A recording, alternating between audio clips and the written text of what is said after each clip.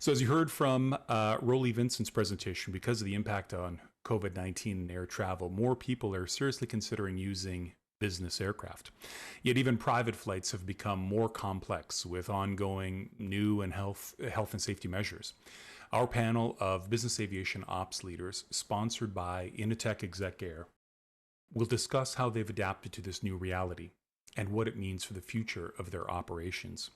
So joining us today, and in the order that we'll hear from the opening remarks, BC Campbell, Aviation Director of Scotiabank; Sheldon Penner, Director of Flight Operations, Canadian Pacific Railway; Jared Williams, the Vice President Operations and Chief Operating Officer of AirSprint Private Aviation; Patrick O'Brien, Manager of Flight Operations and Business Development at Exec Air; Greg Young, Vice President Flight Operations at Novajet Aviation Group; and finally, to close us, Michelle Mentick, Senior Vice President at Sterling Aviation Services. So with that, what I'll do is I'll turn the slideshow off and ask BC Campbell to walk us through some opening remarks, if you wouldn't mind, BC. Okay, thanks, Anthony. Hello, everyone. Just by way of introduction, I'm the Aviation Director at Scotiabank's Flight Department. We have 2 aircraft that we operate in a pure private mode, and probably a poster child for truly a corporate operation. Almost absolutely everything is corporate travel. I've been in the business for a long time now. I was at Sky Service Business Aviation before this, and happy to participate. Thanks, Anthony. Thanks, BC. Maybe Sheldon, over to you, if you don't mind. Yes, good day. Thank you for having me. Sheldon Penner, Director of Flight Ops, Canadian Pacific Railways. We are also a purely 604 operation, corporate transportation, emergency response within the company. Been with the company now for about 4.5 years in my position 4, and it's been a pretty steep learning curve this last year, or 18 months on how to deal with all the current changes. Absolutely, Sheldon. Perhaps if we can go to Jared Williams with AirSprint. Sure. Yeah, thanks, Anthony, for having us and having this discussion. So yeah, my name is Jared Williams. I'm Vice President of Operations with AirSprint. For those of you that don't know AirSprint, we operate a fleet of aircraft, 18 aircraft of Citation CJ 2+ and 3+, and Embraer Legacies and Praetors in a fractional ownership model. Across Canada, we've got 4 aircraft coming in 2021. Talk a little bit about our growth strategies going forward. But normal operations for us, we typically do 9,000 a year or more, 15,000 flight hours, and 60% of our operation is international flying. So COVID's highly impacted us, obviously, and we've had to adapt and change the environment over the last year or so. Let's go to Patrick O'Brien with Exec Air, please. So Patrick O'Brien, so Manager of Flight Ops over at Exec Air. I missed your first part there, Anthony. I think I had the speakers on off, but I think we're talking about the opening question, if that's just your opening remarks. Absolutely. Perfect. Yeah. So yeah, it's been a pretty big challenge, I think, echoing what everybody else has said over the in the previous panel. I see that it's difficult also for the government, even though we think sometimes that we're the only ones dealing with the difficult situations, but they've had their fair share of challenges that they've had to deal with. Over the last, I think, surprisingly, over the last year and a half, it's been a lot of structure changes, a lot of staffing changes in the operation, and I think that's brought a lot, in addition to the increasing complexity of the operation. So you kind of have 2 big problems going there. You're reducing your staff, you're trying to compress your operation, but you're also dealing with an environment that's extremely complex. So I think that's been a huge challenge for us. Glad to see the light at the end of the tunnel, and looking forward to participating in the panel. Excellent. Thanks, Patrick. Maybe Greg, over to you. Hey guys, Greg Young over here from Novajet. Novajet been on operation since 2006. We have 18 airplanes throughout Canada, and looking forward to being part of the panel and the discussion. Thanks, Anthony. Excellent. Thanks, Greg. And to close us, Michelle Mentick with Sterling, if you could come with your introduction. Yeah, so hi everybody. It's nice to see most of you. Some of you that I haven't met yet. So nice to meet you. Hi, DC. It's nice to see you. So I'm a Senior Vice President of Customer Relations and Training at Sterling Aviation Services, which is a corporate flight attendant management and training group. We have over 60 contractual flight attendants across Canada.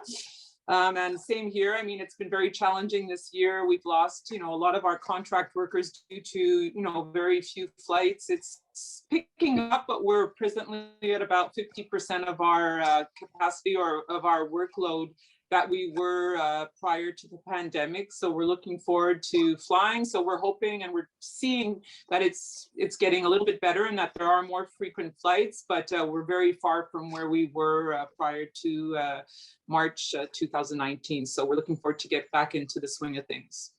Absolutely. Thanks, Michelle. Well, good. So then going forward, what I thought to do is really just frankly have a conversation. I think the insight, the experience that you've all undertaken, and the insight you can share about not only what you've done to date, but then what you plan ultimately for the future, I think is going to be super critical. So like the question I asked with industry and government, and perhaps it's, it is obvious of COVID, but I'm still interested to understand what do you view as the biggest surprise you've had over the last few months, and how do you see that? How do you see it changing?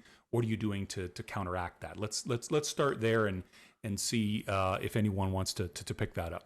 I'll jump in there, Anthony. So just like the panel said earlier, it's the length of the pandemic. I don't think we certainly didn't expect to be still dealing with different regulations and restrictions that we're dealing with now. In actual fact, we were ramping up the plan last fall to be starting to exit the pandemic. So we're probably on target to be a year late. So, that was one of the biggest surprises. And certainly on top of that, the biggest challenges is all the constant regulatory changes that changed. Certainly early on the pandemic, usually dropped on a Friday as we're trying to not deal with things in the weekends, but that was probably the biggest surprise and biggest challenge for me. And I second that, Greg, I will add just a comment that, while it's great to have Nick and the partnership with Transport Canada, they've really stood up as, I think he opened it with something like 70 plus calls with industry. But to your point about getting those notices, I mean, when he's able, we are able to get that early and advanced view when it's appropriate to share. And sometimes that does happen last minute. So maybe we could go around, Jared, a little bit of your perspective, the same thing from Air Sprint, your view of surprises and what you're doing to counteract them. Sure. Yeah. I echo basically what Greg already said. But last March in 2020, we did 400 flights in the month and about 140% utilization. And then April, we did 10% utilization and 40 flights. So, and just a massive drop in flying. We slowly saw an increase over the summer months, and things kind of picked back up to that 70 or 75% range, but certainly not back to 100% where we'd like to see it. And it's just that constant change in that length and the duration of that this has gone on for. We also anticipated that this was going to be just kind of a 3 to 6 month issue, and here we are a year and a half later still dealing with it. So probably our biggest frustrations were just the interpretation, and they spoke about it on the previous panel, but some of the interpretations and the conflicting interpretations of the order in councils. So one day, or depending on the location, when dealing with Canada Customs or PHAC, you'd get different interpretations, and you'd have to change your operations to do so. And that constant change of the OAC as it has increased with restrictions. First, we saw testing come on board. Then we saw the hotel mandatory quarantines come on board. And it seemed like every day we watched the media to see what news release was going to come out, to see how we had to advise our owners and change our operations to adapt to it. So that's probably our biggest challenge over the last year and a half, is just being able to adapt quickly. Almost every day or every week, it seems like we had to change things. Thanks, Jared. Maybe Michelle, to your comments, you talked about having that staff, the cabin safety attendants that play that critical role. I'd love to hear from your perspective how COVID has impacted the folks that you work with and how you deliver that service to business aviation operators.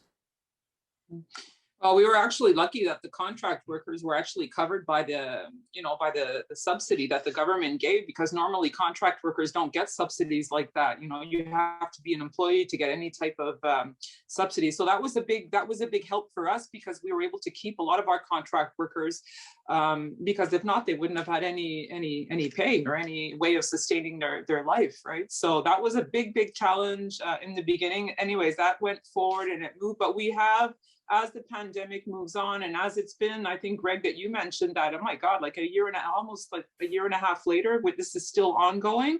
So a lot of the flight attendants who are contractual with us thought that, they would be back into the swing and they'd be back working at almost a full-time level. Well, it's just not happening right now. So what do we do? And how do we move forward with that? And how do we tell our flight attendants, hey, don't worry, it's going to come, it's on its way, but we don't know that. So it's very hard when we don't have the information, but nobody does, right? It's all kind of, and we've been guided a lot by our operators, because we're not an operator. So we, sometimes are the last to know. But I have to say that we've had really great communication with the operators. Whenever we needed to have information, they were always there. In the beginning of the pandemic, not so much, but as time moved on, one thing that I did see was Transport Canada was giving us a lot more guidance on the regulatory work, as they didn't in the beginning, but now, especially for training, I've been seeing a lot more guidance. When the exemptions were starting to roll out for the training requirements, I just thought that at that time, it wasn't really clear what it is that Transport Canada wanted from us. But as it did move on, we have been guided, and we have been having more communication. Also, there wasn't that much communication in the beginning, but as time rolled on, we have a lot more communication and a lot more guidance from Transport Canada also, which is nice. Thanks, Michelle. I appreciate that. Maybe BC, shifting to you, leading and some of your time and your experience with Scotiabank. Talk a little bit about your experience with COVID so far to date for the flight department. Sure. I expect you're going to get some common themes from all of us talking about our frustrations with communications and all the changes. Probably the biggest disappointment for me, starting early and perhaps naively, that when they were describing what's essential and what's not, more in the concept of around, like for us, we kept our bank branches open, for example, because we were considered an essential component. That turned out not to be at all what is essential when you're talking travel and PHAC's guidance in all of the paperwork we were getting. Very frustrated early on. We tried to get confirmation that a passenger was essential. Got a reading from PHAC saying they agree, and then the inspector at the bottom of the stairs says, have you got a letter from a minister? Well, no, but I've got this email from PHAC saying we feel this is correct. And he says, if you don't have a letter, I don't care. And away we went. We heard a litany of stories of pilots coming back from training and being put into quarantine incorrectly. And it took days and days and days to get out of quarantine, if you could at all. We had lots of phone numbers and email addresses, but you got varying levels of enthusiasm and support. So eventually, I sort of gave up. It became clear to me that the expectations were more to deter travel than to find reasons to say yes to things you could commit to being an important part of your industry or your operation or your company, or whatever you're talking about. And that was probably my biggest frustration going forward, is essentially giving up on any hope of support to travel.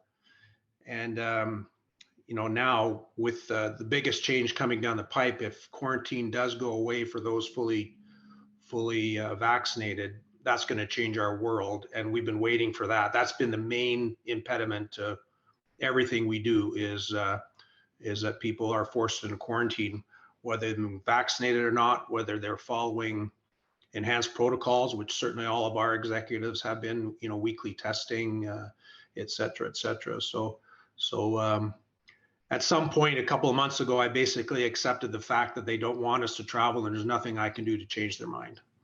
And that was probably the biggest thing for me.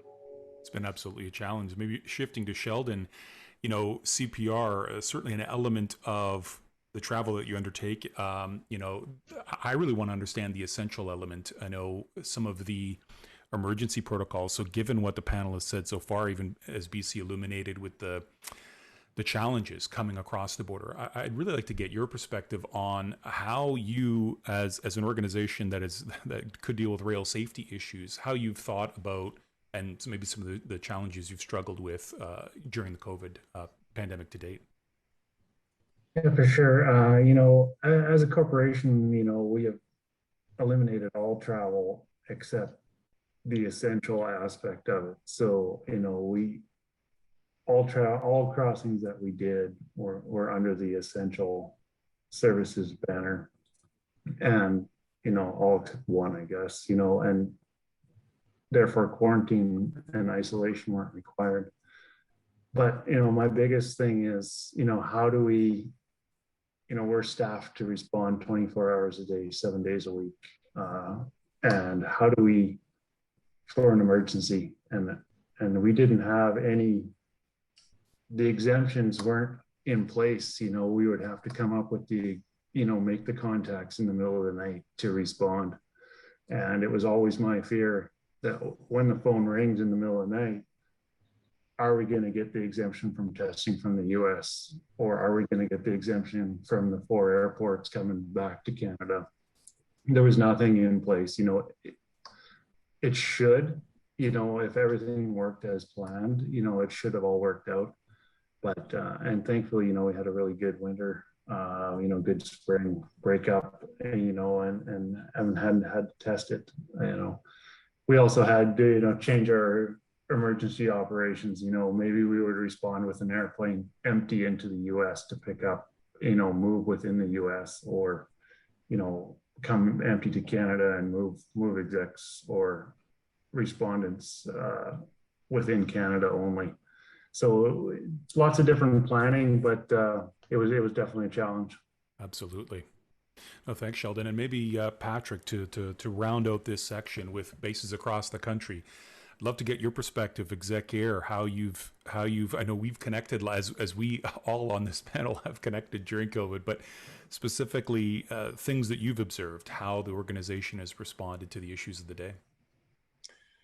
Yeah, I think one thing that's pleasantly surprised me quite a bit. I'm going to be a positive here. I'm going to try and give you a positive surprise.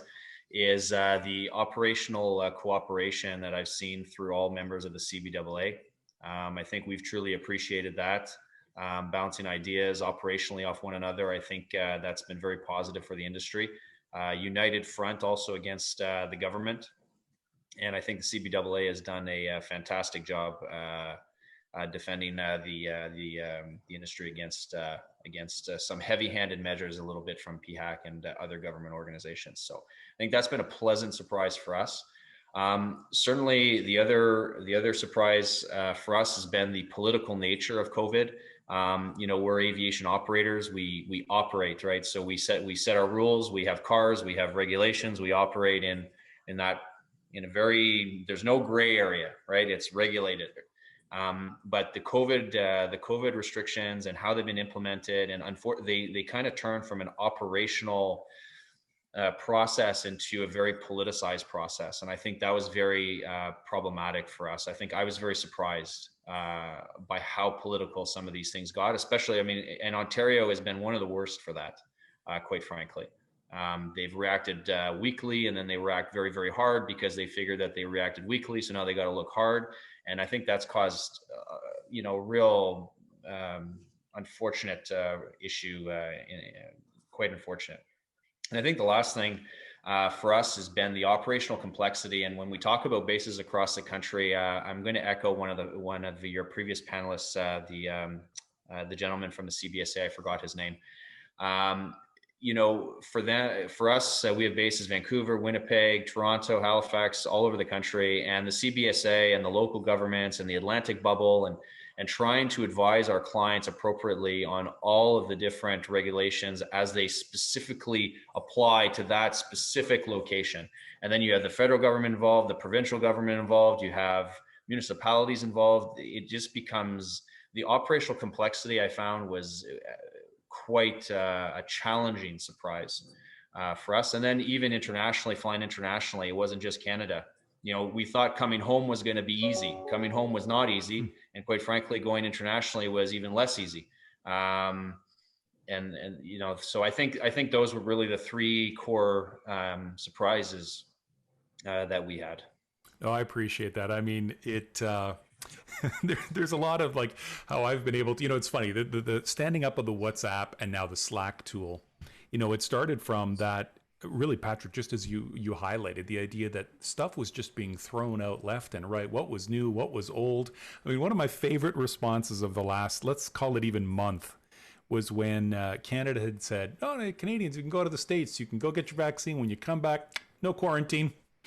And meanwhile, like less than 24 hours later, it's, we're issuing a retraction. That's not the case. CBP, that's a different thing. So those tools, and I appreciate the remarks on trying to stay connected with the operators, because it is changing all the time, whether it's here in Canada, in the provinces, in the territories, or across the globe.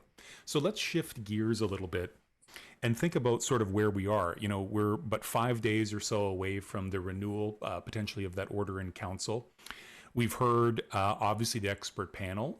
We've seen some encouraging signs. The first, maybe Patrick, to your point about Ontario, think about how challenging some of those regs have changed. Well, the chief medical officer that now is in place for Ontario is one of the expert panel docs making the recommendation to the Minister of Health about this COVID recovery. So we view this as a positive sign. Perhaps that'll kind of tighten things up, let's say, with respect to what Ontario has done. What you saw in Rowley, where the number one base of our business aviation aircraft happens to be in Ontario. It's no secret that Toronto is the largest.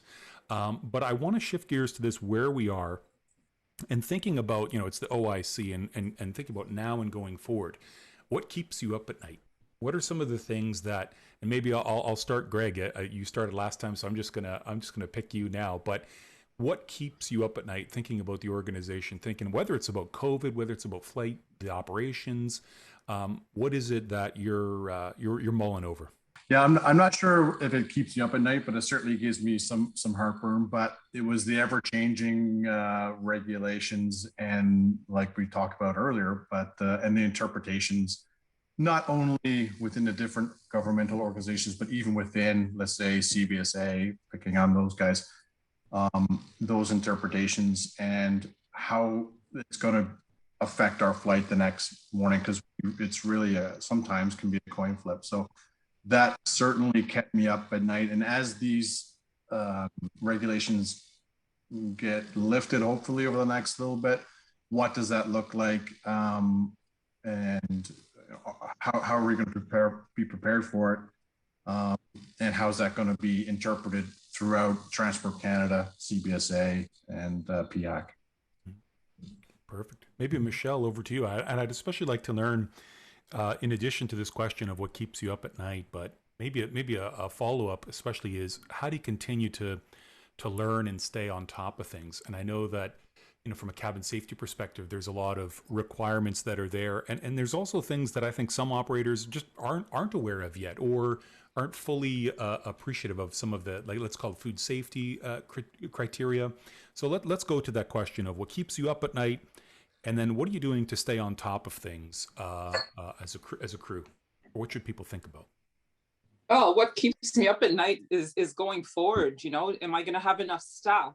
Is it going to start really quickly, or is it going to start really slowly? Do I have enough flight attendants trained? Is the next call that I'm going to get over the next couple of days a requirement for 50 flight attendants up in the air when I only have 25 trained? And when do I start that training? Because of course there's an investment involved in training, but there's an investment of money, but there's also an investment in time, and it's the logistics of that. And when do I start that to be ready? So that's kind of what keeps me up at night. And I tend to ponder with, and then say, okay, let's move forward, and then, whoa, let's move back. So I that's maybe one of the things that I have rolling around at my, in my head. Now, how do I keep focused with what's going on? I listen to the CRAC a lot. I have these conversations with a lot of my operators.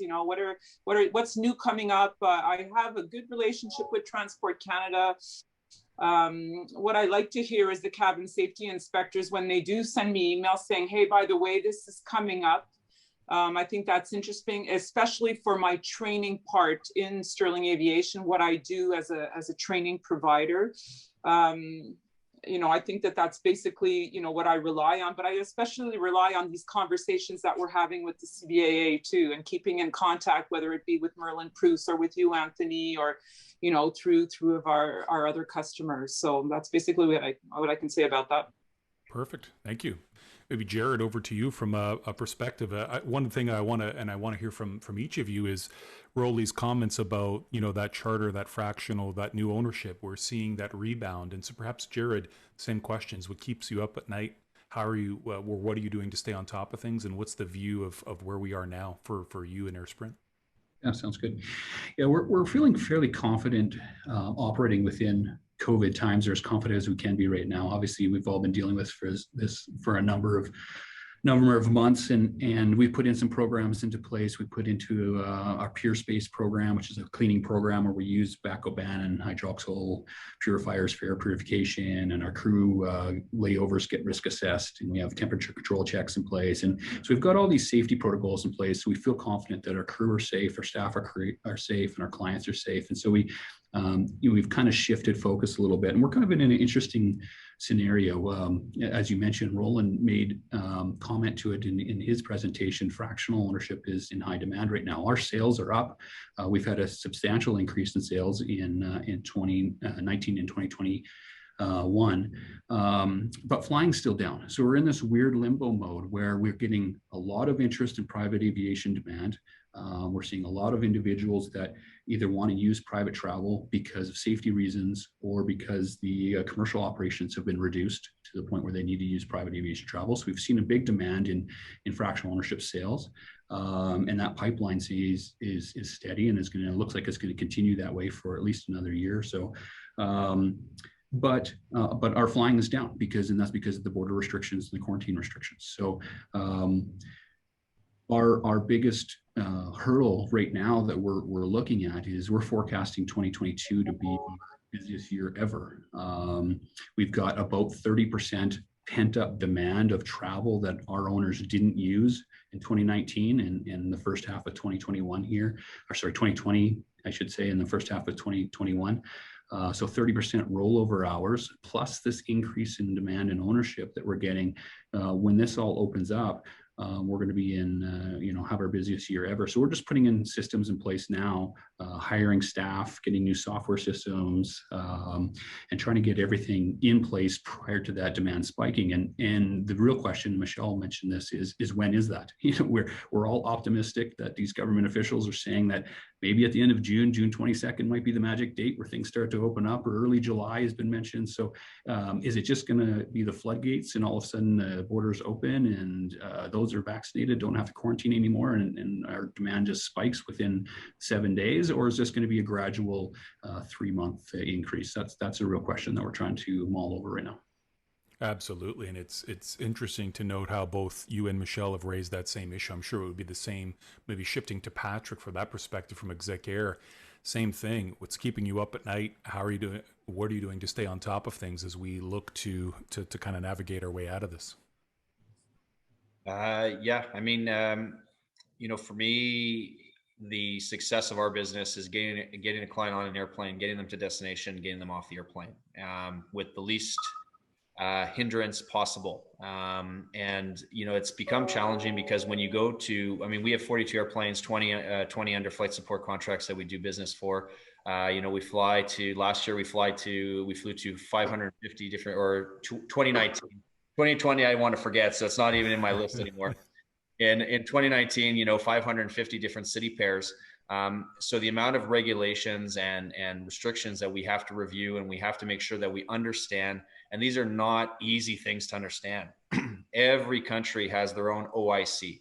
We were flying into Italy the other day, and you have to go through like pages and pages of, if you're this, then you're exempt from this. And they still haven't, we're starting to see Europe kind of evaluate this whole, dual vaccinated, you're exempt. Okay, well, what happens if you only have one vaccine? What happens if you don't have a EU approved vaccine? So navigating that on an every flight basis and making sure that you don't miss anything and you advise your client properly and that they get to destination and they don't have any issues. That's something that really, we've put in place so many checks and balances and make sure that we check things twice, 3 times. We check things the day before departure. It's always checking, make sure that we're always up to date with the most accurate regulations. But frankly, we've been able to get through a year and a half of operation, and we haven't had a client, let's say, that has been surprised at the reception that they've got at the other end. And I think that's been positive. But certainly that is something that keeps me up at night. And I think the other thing too is keeping our crews fresh. I mean, I don't care what anybody says. Flying an airplane is not like riding a bike. If you don't do it, you get rusty at it. You're not as sharp. And we've put in place a lot of effort, a lot of programs to get our pilots flying and get our clients to approve, night landings and make sure that even though there are extensions to the PPC rules, we still are pushing our pilots to go do training on time, stay within the schedule, stay trained, stay up to date. Because the last thing that we need is guys haven't flown for 7 months and then we put them on a challenging mission and something happens. So we've put a lot of effort in trying to think of creative ways to get our pilots and keep them fresh and make sure that when they're called up and when the floodgates open, that they're ready to go and they're as proficient as they were when this all started. Perfect. No, and I appreciate that. And maybe shifting then to our private operators. So, maybe Sheldon, we'll start with you. We've heard, the charter, the fractional, sort of that commercial on-demand charter aspect that we're seeing. But for you as a leading that private flight department at CPR, how do you view not only just what keeps you up at night, but view that travel going forward for your flight department? What keeps me up, it's just the rules, the regs, make sure there's no surprises when we get there. After flying 5 hours, getting ready for whatever needed, we can't have surprises when we get there. Or, in emergency response, we can't have surprises, we can't get in. So that was my biggest concern, how to stay up to date with all the rules. Going forward, I think we probably experienced probably a 50% reduction overall in hours. And going forward, I think there's going to be some pent up demand. We were fortunate enough to keep everybody on and current. So that wasn't a big concern. So going forward, I don't have real big concerns. I do see some pent up demand, for meetings and face-to-face visits that have been put off. So I think we're going to have, starting probably in the fall, I think is where I see it probably starting to open up. And I think it's going to keep us busy for sure. Absolutely. No, that sounds great. Maybe BC, to close that section off, thinking about Scotiabank's operations, same sort of question. You're not going to see commercial interest. Nobody's going to charter the airplane, but thinking about private ops and the business, how are you viewing this return? Well, let me start by saying I'm very fortunate. As the type of flight department that I'm a part of, we've got a wealth of experience in all of the jobs that we have. On one of the types, the 8 to 9 years on the same airplane. The other type, one guy has 5 years on type, one has 15 years on type. Maintenance guys are, 20 years experience at least, a very experienced flight coordinator and a flight attendant. We call Michelle up when they need help with flight attendants. So we're very lucky in that I'm not worrying about someone who's only been flying for a year or two kind of a thing. There's lots and lots of experience. Probably the biggest thing, one of the bigger things that I worry about, and you've heard me sing this song before, Anthony, is about just the overall optics of corporate aviation, business aviation. I've said many times over the years, the last thing you want to see is a picture of any of our airplanes on the front of the Globe and Mail, because it's never a story about how efficient corporate air travel can be and what business can get done and how you can, spend a bit of money and make money or make a deal happen, et cetera, et cetera. We had a whole bunch of flying that probably would have gone even with all of the hurdles But there was a concern about reputational risk. If someone said, why did that airplane go there? Oh, they're probably off of the beach or something, when we're off to meet a head of state or whatever. It's very, very frustrating in our world.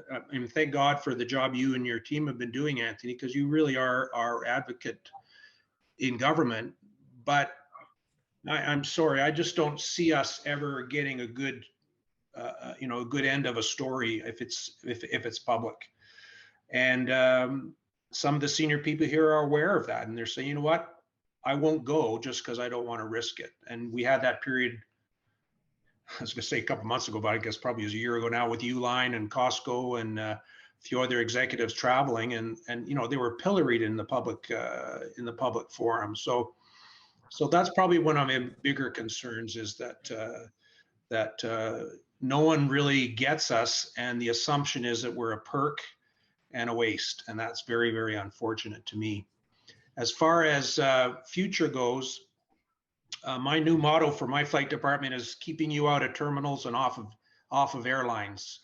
My hope is that my expectation is that our pace will go right back to normal as soon as the quarantine ends and countries open up. And I don't see a lot of our senior people looking forward to going anywhere except with us. And I think that bodes well for the future. Great. No, that's a beautiful line. I'll have to use that as a hashtag.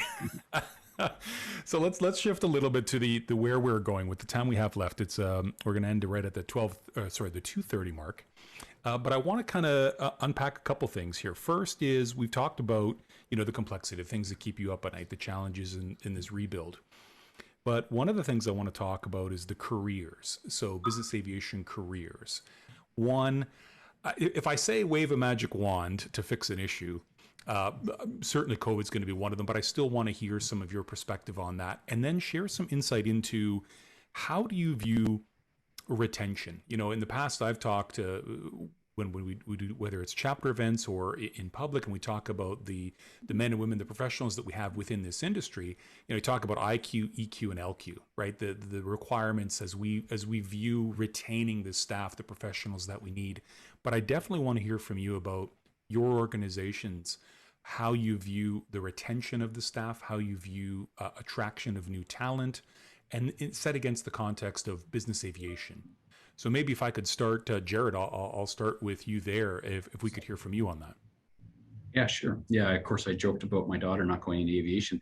The reason why I say that, though, in all honesty, is obviously we've all been in aviation for a number of years, and over the decades you get these cycles, and we're certainly going through that right now. Where I don't know if many of us in early 2019 or mid 2019, prior to COVID, would see a 15-year airline captain being laid off. That's been in the industry for 25 years. And, here we are, that's just happening. So, but as far as Air Sprint goes and retention and moving forward, there's a number of different things that we do. We do a personality index upon all of our interviews, which we really try to hire a fit for the organization and not just based on experience. And in Air Sprint, one of the things that we've been able to do over the pandemic is give some sort of stability. Now, that's not to say that we didn't have our issues. Like I said, in April, we went down to 10% flying and did 40 flights versus 400 the month before. So we certainly had some hurt in the ongoing of COVID when it started, and we did have to do some inactive periods with our staff and some pay adjustments, etc. So, but luckily that was fairly short-lived, and we were able to come out of it quite quickly. And one thing that Air Sprint and I think private aviation can give, hopefully for future generations, is some sort of stability. The airlines are cyclical; they do go through cycles, and they're boom or bust. And all of aviation can certainly do that as well. But I think for us, being able to offer a long-term career with a company that has a lot of growth expectations over the number of years, and being able to give some stability even during pandemics, and be able to offer pilot jobs and mechanical jobs and dispatch jobs, etc., is really important to us. And it's going to be a focus of ours going forward for sure. We're also looking at, the diversity of our staff and increasing the diversity and putting some emphasis on that. We've got a meeting tomorrow on that as we speak. And then also future trends that we're looking at Sprint is carbon offsetting and sustainable aviation fuels, which has been talked about a little bit already here. We're currently CORSIA compliant and part of the ICAO CORSIA program for a couple of years now since that started. So we'll continue to pursue a much greener approach, I think, in private aviation going forward. So. Thanks, Jared. Maybe to Patrick as well, thinking about those questions for Exec Air. Career retention, attraction of new talent, bringing folks in, keeping them there.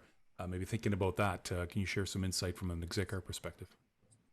Yeah, it's certainly a challenge. There's no question about it. I think in aviation, we kind of go through these weird waves, right? So, 9/11 was one of them, and so on and so forth. And you get to this point where COVID was, people who worked in the industry have now decided to say, oh, well, I found a better job somewhere else. I work from home, I make more money. I work in technology, I work for Amazon, I work for Google, I work for whoever.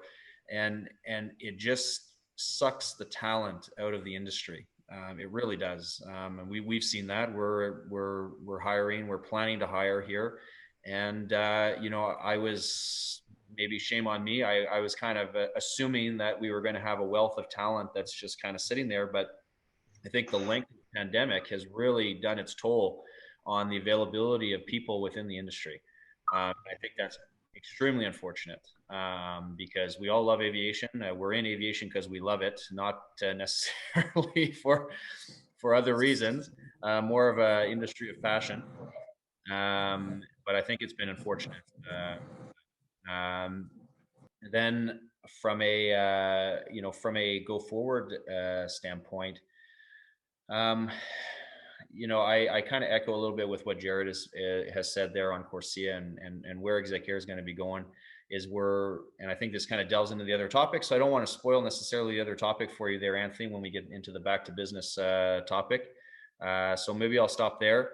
I think the last kind of piece of advice that I'd give to anybody looking to get into aviation is really understand yourself, what's important for you personally. Aviation is a job. It's 24/7. It never stops. It never sleeps. It never goes away. It's on you all the time, every day. And if that's not the type of personality that you have, or it's not something that you find conducive to you, it's an industry that you have to rethink if you want to really go into it. But if you do like that, if you like being challenged, if you like being I guess I wouldn't like to say on call 24/7, but sometimes it's like that. You really have to do an introspection of your personality and what's important for you. Thanks, Patrick. And maybe shifting to Greg from NovaJet's perspective, the same aspects. How do you contemplate those crew members, those professionals that you employ, and where do you see yourself going forward with the organization? Well, I think Jared touched on it. I mean, we haven't had any pandemic-related layoffs at NovaJet, whereas outside of corporate aviation, that certainly was the case. So just an understanding that it is a stable aviation environment in corporate and business aviation, I think that's important for people to understand. What have we done? NovaJet's a signatory to the UN Global Compact and the 17 Sustainable Development Goals. So just providing our employees with that foresight and NovaJet becoming B Corp certified as well, which is the best practices and providing those things outside of just come here and work and leave, allowing them to volunteer at their favorite charity, things like that. Having that perspective is important to make sure our employees are happy with where they work. Absolutely. No, that's great. And we'll definitely touch on that common theme. It's interesting, one of the slides on the environment in particular, before we move to, say, Michelle and then BC and Sheldon, the thing I wanted to raise was this slide on sustainable aviation fuel and the perception or the use within the next 24 months of those respondents from Rolly's presentation, and the acceptance in Europe. And, you see it very much, that social license to fly. This is a term that's used very much out there. And it's encouraging. Not only we as the association want to continue to promote that, you've seen it in some of our budget applications for sustainable aviation fuel, the request for the government to incentivize the production and the use of it. But it's great to see each of you in these organizations leading that charge, because we know that it's a role to play, and getting out in front of it helps to improve that. BC, to your point about the way the media is viewed, we can do so much, but we can share these positive stories. So perhaps to Michelle, the same thing. We've got the idea of retaining, cabin safety is so critical. So it's more, maybe to Patrick's point, certainly a service element, but then there's a critical safety function. So how do you view finding the right talent to fit those roles that you're looking to fill? Well, for us, it's been actually quite interesting during this COVID thing. We've had an influx of resumes come in because, of course, with all the commercial flight attendant layoffs, where are they going? They're going to a place like corporate aviation where they feel or they think that we haven't really, been affected by this, but we have. So we don't have any issues with finding good talent. We always have a good basket of people that we can use, that we have resumes coming in all the time. It's how do we use it in a time like COVID? For example, we said that like flying went down, so our corporate contractual flight attendants, what do we do to keep them on board so that we don't lose them when the pandemic is over? And one of the things that I was really pushing for, especially at Sterling Aviation Services, because we also not only do flight attendant management, but we do training. And there's so many different trainings that we do. For example, the joint crew training that we're doing now because of the new CRM requirements. So we've tried to incorporate our flight attendants into training also. So not only do we use them as corporate flight attendants for our operators, but can we use them within our training departments too, not just to keep them engaged in what they do, but also to, so that they're out there, they're being visible to our operators. So that's where I'm kind of moving forward with Sterling. But I have been analyzing the industry because it is changing. Even if, we say, well, we don't really know what it's going to be, but I can feel a change already. And I'm right now analyzing, without having found any conclusion yet, what are the flight attendant needs going forward? Is it going to be contractors? Is it going to be employees? And where does Sterling Aviation fit into this? And how can we make our niche we are the biggest, contractual flight attendant management company in Canada. So where do we fit in all this, and where do I go with this moving forward? So those are those questions that I do have going forward with the future. And how do I retain my flight attendants with that? Do I change my mode? Do I change it to employees versus contractor? Like, those are all questions that I've been asking myself. Appreciate it. Thanks, Michelle. And then maybe to our private operators here. So maybe we'll start with BC. One of the things as we're contemplating staff and retention, one of the things I wanted to explain is, of course, that, in light of COVID, that's also one of the reasons why the association chose not to pursue a salary survey, just given all of the influx of activity and, trying in the spirit of getting an accurate result, making sure that we're doing that on behalf of the industry. But let's shift to your view of, where do you see not only the hiring needs of Scotia, but potentially the industry itself? How do you see attracting talent into our industry? Well, I think from a pure corporate flight department, a classic one like ours, that's been in aviation for 30 years. And I certainly don't want to jinx anything and say that we're going to be around for a long time. But, we're at a good place in the food chain, if you will. It's a good place to want to get to, and you can have a career there. I can remember interviewing pilots years ago when I was at Sky Service. HR came in for the first time and tried to help. And after a couple of interviews, the comment was, "My God, these guys can't seem to keep a job." And I said, well, you start off with a little single and pressurized and twins and jets, and that's just how it goes. And it is. I'm laughing at Jared with what he's saying to his daughter there. It's not an easy road to get to a place where you can have a good, long, and healthy career in our business. I was never an airline guy, never wanted to be an airline guy, and I still believe that the corporate world offers so much more to a keen and enthusiastic aviation a lover, but it is not there's not very many places you can start as a cadet and work your way up to be a captain on a big jet. It just doesn't really work that way. So that's an ongoing challenge, I think, for anybody. and you can't buy your way out of it. You can't have perks enough to make it worth your while. It's really a career thing. And as I think as Patrick said about being 24/7, if you say I don't do windows, you're probably not the guy for this job. You got to be ready to do anything at any time and look forward to it.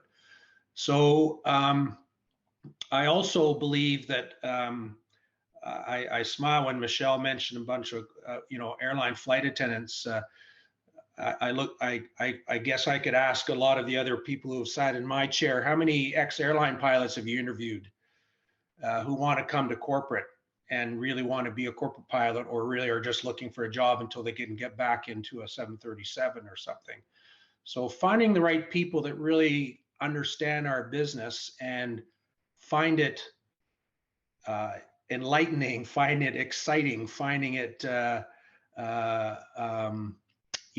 real opportunity for hard work and merit, because a lot of flight departments are more about seniority than it is about merit, and it's a different world when you're promoted based on merit versus just it's your turn. So sorry, that was probably rambling, Anthony, but it's a tough career field to get into and stay in. And I think by the nature of it, you end up having to do quite a few jobs before you can land in a place where you can say, I've now got the last job I'm going to have. I agree. No, and I appreciate that perspective. Patrick, to your point, BC, you mentioned the ideas of the qualities of those individuals that we're looking to attract and retain. And it definitely is a story that you're trying to craft. And to the point of the private flight departments, certainly from my background, and we'll shift to Sheldon for the close on this section, but the idea just that you have to be engaged with the leadership teams to clearly articulate why this business aviation flight department exists. So maybe to Sheldon, you talked about that great opportunity where you didn't have to take any action, but talk about retention of the professionals that you employ with your department and how you view the industry on that. There we go. So, we were very fortunate, that we did not have to take any action, and we were busy enough.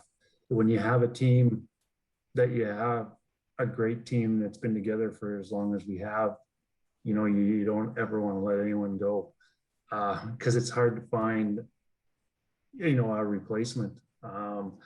But we do see, corporate aviation is a great place to land. And I think there's a great opportunity in the near future, for anyone looking to get into it. It's not going anywhere. I think it's proved, in this last little bit here, how valuable it is for operators, as true corporate or business aviation, fractional or charter, how valuable it actually is. I think corporations have seen that, and I don't think it's going anywhere. And then as far as talent retention, we don't want to be that 24/7. How do we operate efficiently and still have the work-life balance? That's one of our biggest things. That's what keeps our guys focused on their job, is to also have the time that they're not working.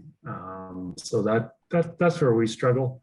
We need good coverage, but yet we need, work-life balance and get the operator, the owners to recognize that as well, right? So that's my struggle. Perfect. No, I appreciate that. And it is so critical. And it's always interesting to unpack how there are subtle differences between the nature of the operation, like a pure play 604, as opposed to our charter fractionals. There are different needs. And it's always great to hear how you manage them. So the last question, we got about 7 minutes, and I think it would be fun to kind of close on this topic of what do you think business aviation will look like? But what I want to do is merge together also this idea of sustainability. And, as Scott direct messaged me as well, that, in addition to what the association's undertaking through IBAC, there are a number of different opportunities for carbon offsetting and things that we are all doing. But I want to kind of leave you with this question to contemplate with the 6 minutes left, let's say. What does business aviation look like?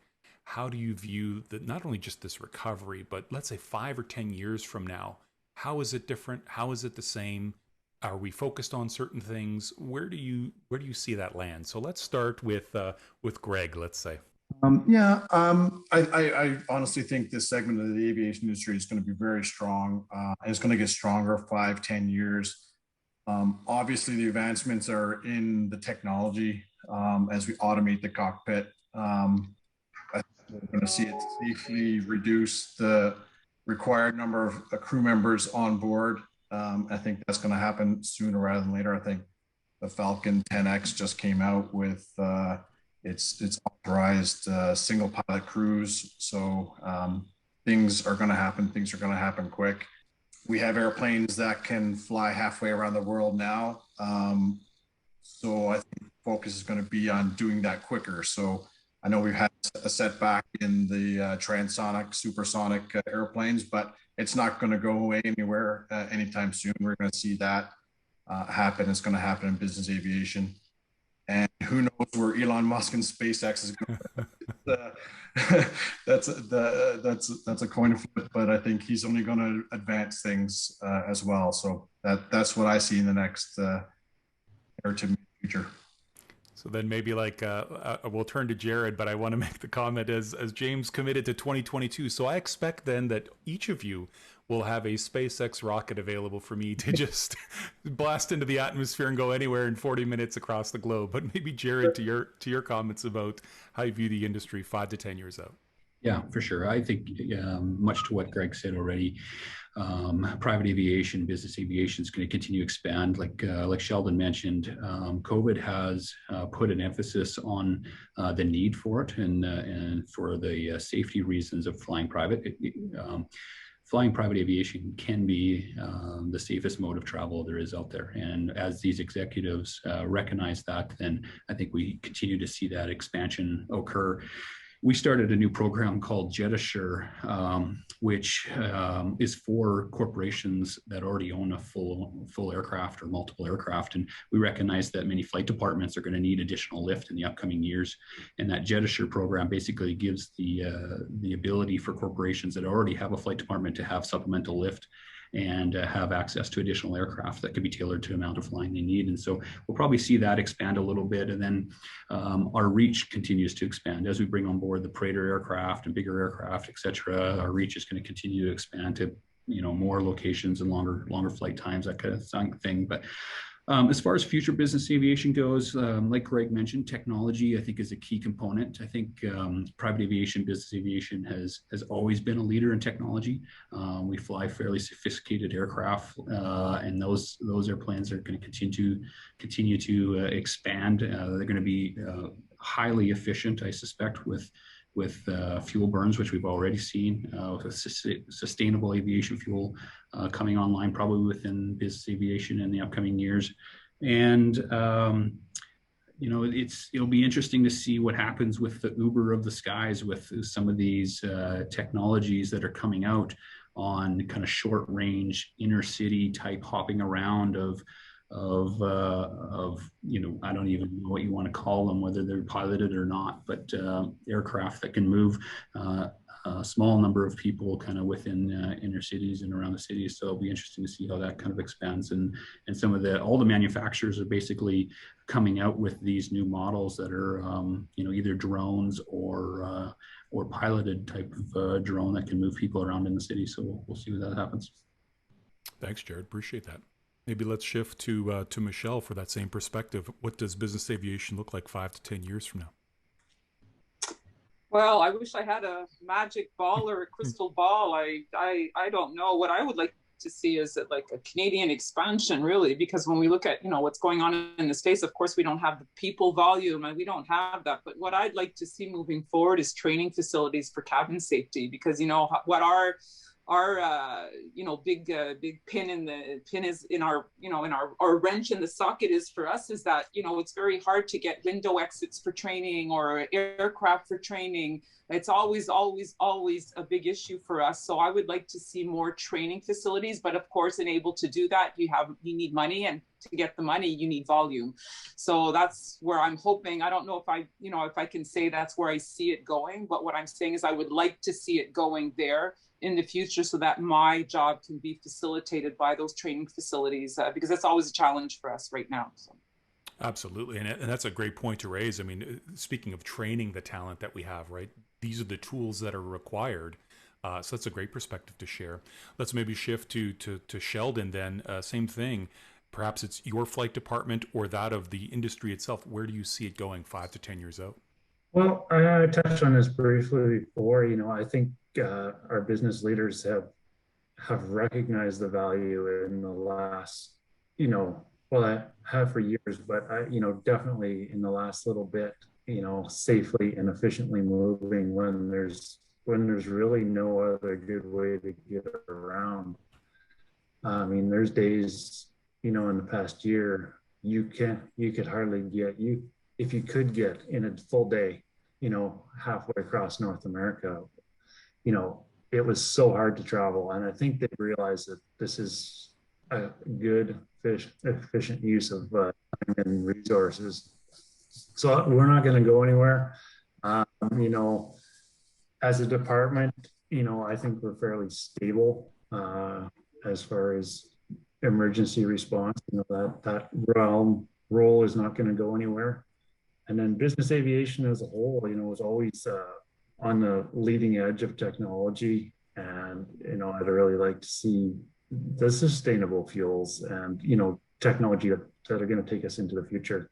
And the business aviation airplanes are usually on the cusp of that, and the airliners will eventually follow. So that's where I see us going. Yeah, and that's a great point to raise. That it's something that I remind some of the government officials here in Ottawa. It's that, we do operate the newest, the latest, therefore the most efficient. We see it from the engine manufacturing, aircraft design, the OEMs, the whole thing. So it's a great point to raise. Let's go to BC for your thoughts on 5 to 10 years out, what business aviation looks like. I think, within our type of a flight department, I expect it's going to be continuing solid and pretty safe looking forward. When I was listening to some of the earlier comments, if you remember 2 or 3 years ago, we were 80 million pilots short in the world, and all of a sudden we're fat for pilots. We're going to get short again soon. And if you're going to start looking for pilots to be running all these little VTOL taxi services all over the place, they're going to start hiring them at 12 years old, I think. So it's, I think that's a big challenge for the industry. Again, kind of alluding to my earlier comment where you have to work your way up. There's, quote an old general of mine, there's no shortcut to experience. You got to get out there and fly and get that experience that you need to be able to get onto a large, a larger or a more secure kind of a platform. That's not going to change all that much. That need is still going to be there, and I think it's going to get tougher going forward, quite honestly. I really am concerned that the allure of this industry isn't what it used to be. When I grew up, my first flights, my mom and dad would make me dress up in a tie, and we would travel like you're on a TWA Clipper kind of thing. Now it can be a cheap bus ride sort of a thing. And I don't hear people talking about, I like to be a pilot when I grow up, like I did 20 years ago or 30 years ago. So I think that's a concern for us as an industry. The work-life balance, any companies I think don't focus on that are going to do poorly. The newer generation is a lot more enthusiastic about having their time and their social leisure activities, and kind of lock them in. As the days of sorry honey, I'm off again, I miss your birthday, I miss the kid's birthday, that's not done as enthusiastically perhaps as it used to be, when you could say, well, I'm doing this to save the world. So I think that's probably our biggest challenge going forward on the nuts and bolts side of it. The other thing in Canada, I don't see us growing in huge leaps and bounds. We never do. We're we're too Canadian to be enthusiastically embracing the corporate world. I think it's always under the radar, or almost embarrassed to do it this way, even though we know it's right. So I think we'll just be, sadly, just creeping growth going forward like we always have. There's nothing, I don't see anything huge and dramatic on the horizon, unfortunately. Appreciate that, PC. Well, as a career, maybe all this practice, I'll be a YouTuber, huh? Yeah. But let's turn it to Patrick to close us off on this topic. Patrick, from your perspective, exec heirs, where do you see the industry going 5 to 10 years out? I think, frankly, I'm going to just echo what everybody else said here. I think everybody had great points. I certainly think there's going to be quite a big growth in the charter market, in these kind of one direction, not the boy band, but the one direction, flights, kind of Uber style thing. I think there will be growth in that. I think we've seen it already. I think the challenge there will be for air transport regulations. I talked from the DOT, from the CTA, to keep up with the market. I think that is a huge challenge. We're seeing that day and day here, that the regulations just are not evolving as fast as the market. And I think that's just historically how things go. But it is nonetheless frustrating. So I think we're all kind of hoping to see some movement there. Technology is going to be huge. We are corporate aviation. We are on the forefront of technology. I mean, it's quite ironic that we talk about this when Southwest has been shut down for the last 2 days due to a technology issue. So I think it highlights the need to balance risk versus reward with technology. We do have regulations, we do have to fly safely. So to bring that technology with us to accomplish that goal and find that kind of happy medium between the two, I think is going to be important. But, to BC's point, and to what we've discussed about the lack of, or the difficulty finding talent in the industry, finding efficiency through technology, I think will become quite critical as we move down that direction. And lastly, I really like the way BC put it. I know that we've spoken about this quite frequently on this panel in the prep. Is this stigma that kind of revolves over business aviation and its use, and it's viewed as a excess, as not efficient means of transportation. And I think the eco warriors, where they have a very singular thought process, are going to be coming for the industry here as we move along, and I think that's just going to get worse. So I think we all have to put our best foot forward and find ways to embrace CORSIA, and to ensure that we push our clients to purchase and put pressure on OEMs to develop aircraft that are carbon neutral. I mean, or we build a future of carbon neutrality in business aviation, because I think without carbon neutrality in business aviation, I think that fight will be very difficult to win. I appreciate that perspective. Thanks for sharing that, Patrick. So listen, thanks to each of you. As we talked about earlier, the Adopt a Flight Hope Air certificates will be sent to you shortly, and they're on the screen now. I'd also like to add a note of personal thanks, because I'm certain that many of your operations have likely engaged and actually flown Hope Air patients in the past. So thanks to each of you for taking the time out of your day. It's so critically important. One of the things we talked about is using this as a message with government, right? Understanding that these are the voices, these are the words that are coming out of our operators. These are the stories that you need to hear. And this is going to help the association share that message of what is business aviation? Why is it important to the economy? What can we do about it?